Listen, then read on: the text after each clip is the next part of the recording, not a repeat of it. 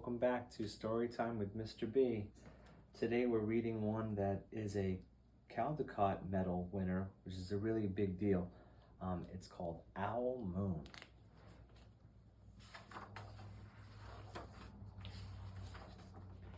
It was late one winter night, long past my bedtime, when Pa and I went owling. There was no wind, the trees stood still as giant statues, and the moon was so bright that the sky seemed to shine.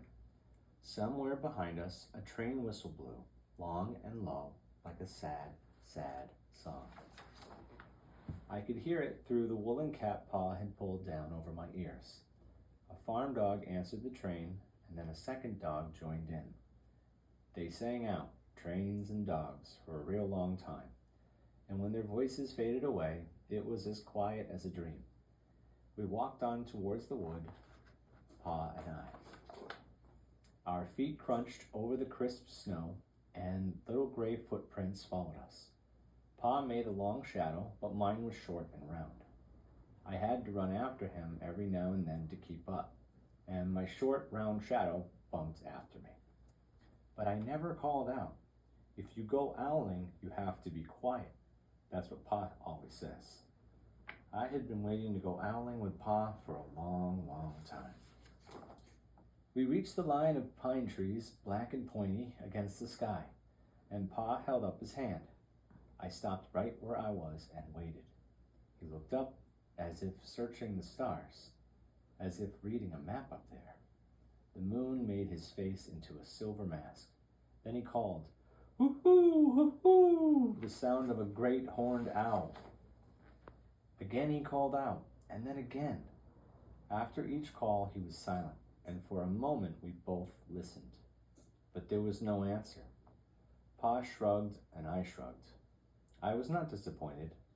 My brothers all said sometimes there's an owl, and sometimes there isn't. We walked on.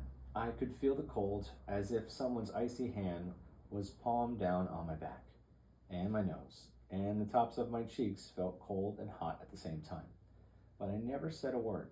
If you go owling, you have to be quiet and make your own heat. We went into the woods. The shadows were the blackest things I had ever seen. They stained the white snow. My mouth felt furry, for the scarf over it was wet and warm. I didn't ask what kinds of things hide behind black trees in the middle of the night. When you go owling, you have to be brave. Then we came to a clearing in the dark woods. The moon was high above us. It seemed to fit exactly over the center of the clearing, and the snow below it was whiter than the milk in a cereal bowl. I sighed, and Pa held up his hand at the sound.